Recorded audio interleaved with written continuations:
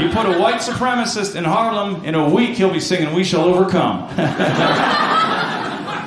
Armies shouldn't guard our borders. It should be our most beautiful women. And then when the other army shows up to fight, it's like, whoa, what do we have here? All right, guns down, let's go back to my place. This war is over. So I got back from Japan, all my friends are asking me, hey, what's China like? I'm like, well, it's a different country. You can't really compare the two. It's like comparing apples and orange chicken.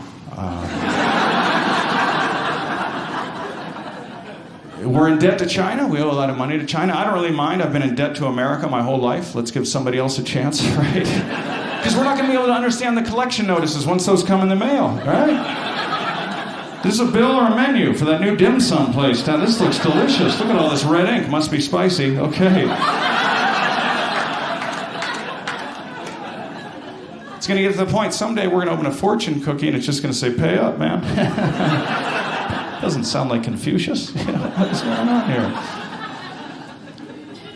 We're a little paranoid about other people coming in to the country. You know, we're already a very international community all over, right? There's not one type of food you can't get here in town. We're already very international. July 4th, America's birthday, our greatest day. Right? It's America's obviously male. If it were a female, we'd have to celebrate from the 4th through the 11th, the whole week. Very good, all right. And what do? We let off fireworks. Do we get these fireworks from America? No, we have to go to Mexico to buy fireworks from China so we can celebrate independence from England while we drink Budweiser, now owned by Belgium. So, Yankee Doodle Dandy, we're all in this together. You know what I'm saying?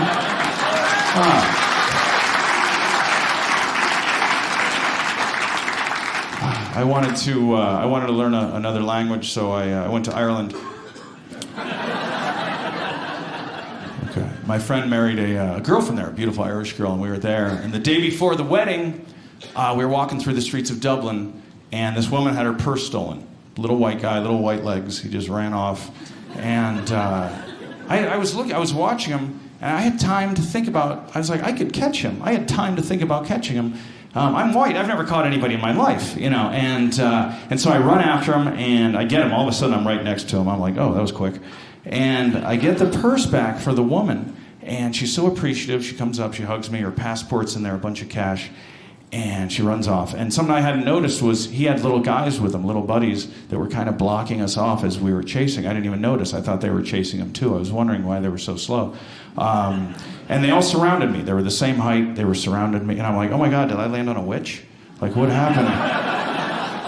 And one of them looks at me and he's like, if you ever do that again, we'll kill you. And I was like, oh my God, that accent is so adorable, you know? It is so cute. We took a picture together.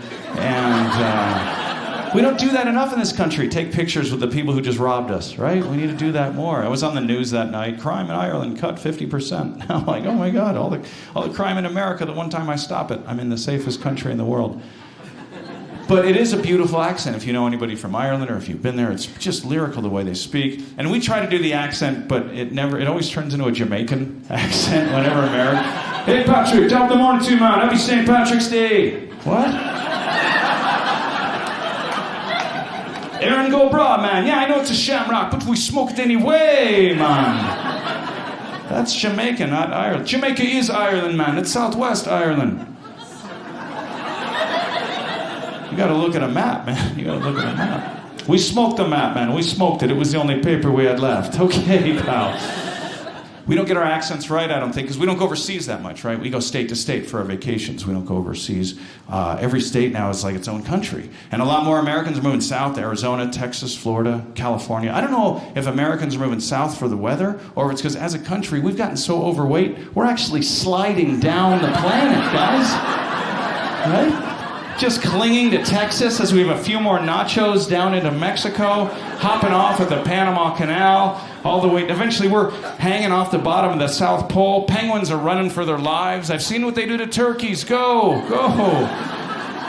Morgan Freeman's narrating, you know. I can joke about chubby people because my dad is white. So it's all right. It's all right. My dad is, I'm mixed race, actually. My dad is white from Michigan, and my mom is white from Ohio. So it's, it's a nice mix, nice border joke. Some of you got that. Okay, very good. So yeah, it's fun. But I've never gotten past food. Drugs and alcohol aren't really necessary, when there's Taco Bell. I'm sorry. It's like, no, the heroin, I'm going to get a Mexican pizza. This looks good. People are drinking Red Bull vodka. Is that crazy? They mix energy drinks with vodka, 2 chemicals working full speed in the opposite direction. If you like to watch John Mayer open for Metallica, Red Bull vodka is for you, I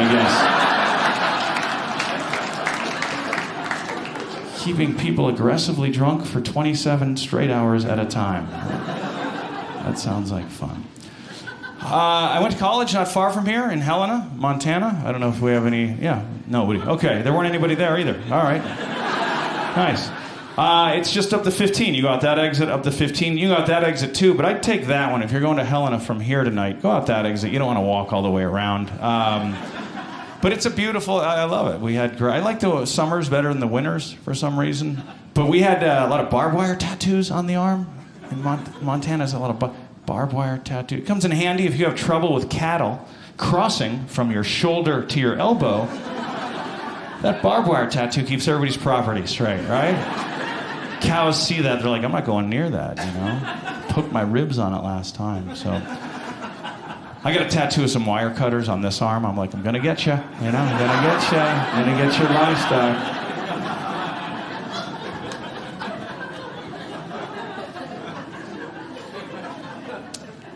A lot of avalanches. We have avalanches in Montana. Only white people die in avalanches. I don't get that. Every other race has figured out how to stay out of the way of snow when it's coming down a mountain. Which is funny because we've been around snow the longest. You'd think we'd have figured it out. That's why it's so hard to find any of us. It's like we're the same color. So it's like, I don't know, man, where are they? I was at Catholic college. I was raised Irish Catholic. I'm not practicing Irish anymore. We played a lot of sports. We used to pray. I don't know how you guys are, but we used to pray to God before grade school football games that we'd win, and we were playing other Catholic grade schools who were praying to this exact same God. I don't think God cares if St. Catherine's Elementary beats St. Margaret's Elementary, right? And if so, who are the public school kids praying to? Because they were kicking the crap out of us.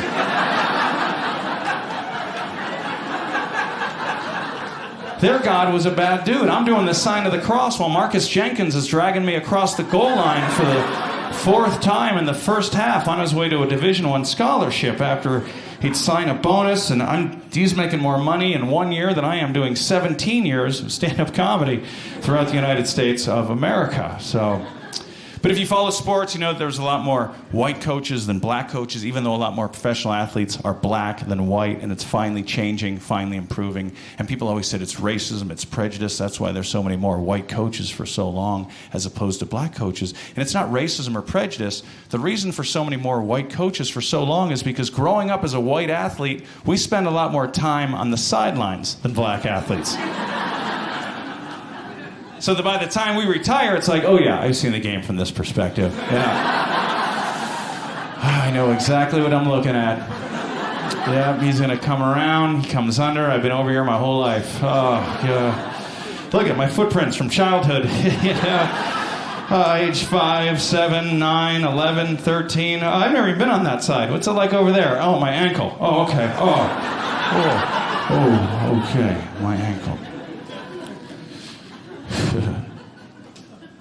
White coaches know how to win with less. Black coaches sometimes have expectations that are too high, right? Those who can't teach, those who can't teach. Michael Jordan could never coach basketball. He'd be like, come on, guys, why is nobody dunking from the free throw line, all right? These are fundamentals. We talk about this every day in practice. Just jump over all 5 guys every time.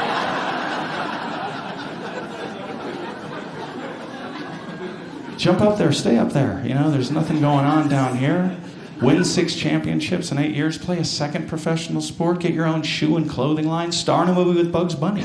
Come on. It's the pyramid of success. I don't get it with you guys, right? I ran track 1 year in high school. I played sports. I ran track 1 year, and I was going to finish ahead of a black guy in track once. I was like, oh my God, I'm going to do it. And someone's like, no, man, he already finished. He's just doing a cool down lap.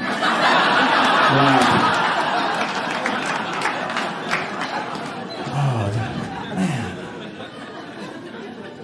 That's bad. So, yeah, so I grew up in the suburbs. A lot of suburban fathers want their sons to be professional athletes at all cost. In my family, it was football. What sport? What's the biggest sport here? Football or basketball? Football. Football and basketball. All right, we'll go with that. Good job, everybody. 2 people. All right. Suburban fathers want their sons. You know these parents. So they want their sons to be professionals at all cost, but they don't marry the right woman. You know? And my dad did his part. He was a big guy, he was athletic, but if you want a son in the big leagues, you need to marry a big farm girl, right? Or a tough inner city girl, or a big, tough South Pacific Island woman. When you marry a sweet little Irish girl who likes musicals... Anyway, hi.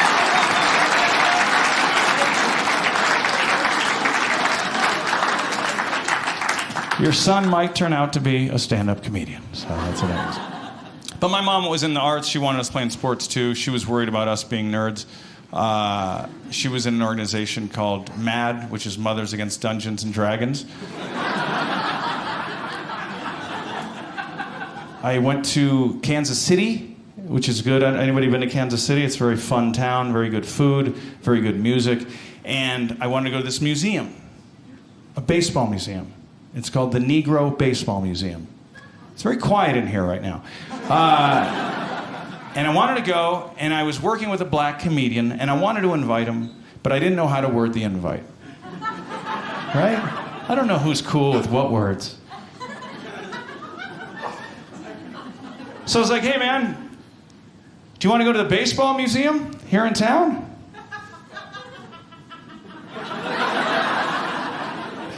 And he's like, what baseball? I was like, oh, there's a baseball museum. You might love it. He's like, oh, the Hall of Fame? And I said, no, that's in New York. This is more of a... And he said, oh, the Negro Baseball Museum. I said, yeah, that's it. You said it. You said it. I didn't say... And he said, man, you can say the word Negro. It's in the title of the establishment, you know? It's on the wall. I said, okay, well, I've seen words on walls before that, you know. And he said, we got to end the ignorance. You got to stop. You got to be able to have a free exchange of ideas. And, you know, it's okay if you're asking questions. It's the maliciousness where you get in trouble. And so I said, okay, well, do you want to go to the Negro Baseball Museum? And he's like, no, not with a white guy. So I was like, okay, all right, we'll end the ignorance tomorrow, I guess. But it's good. It's fun. I do love. I love sports. I love playing. I played high school football here in the United States of America. And although you're not necessarily treated like a god, you definitely see yourself as one. And in our locker room, we had banners and signs and slogans everywhere. And one of them, a commonly known one, read, "Pain is temporary, pride is forever." And now, looking back, I can't help but think, yeah, pain is temporary, you know? What a good point. Well, unless, of course, it comes in the form of an anterior cruciate ligament tear that you suffer in your left knee after catching a pass going over the middle on 3rd and long to help seal the playoff victory and send your team into the semifinals for the California State Championship, a game you yourself wouldn't be able to play in any other football game ever again for the rest of your life. Pain isn't so temporary when that happens. It tends to stick around a little while. There's not a lot of pride when the season's over and 6 weeks into the cold, hard winter, after football is long faded from the minds of overzealous mothers, fathers, and school administrators who once sang your praises. You're still on crutches, relearning how to walk. Nobody's kneeling before you when you're wrapped in a leg brace with a bloody staple-infested bandage around your knee that requires you to cut off a pant leg of your overpriced rented tuxedo so that your parental-arranged prom date has pictures to show her new boyfriend next year at UCLA. Meanwhile, you're attending the local junior college, throbbing in pain every time the temperature drops below 59 degrees.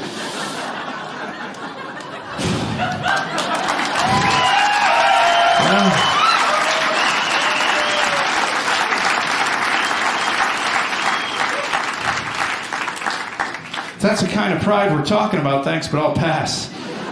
All right, I'll be down the hall in drama, where the only pain will be watching all those wannabe actors battle it out over the role of Rum Tum Tugger in the school's misadaptation of the hit Broadway musical Cats.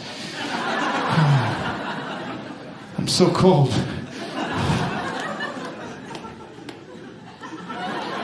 Oh, hey guys.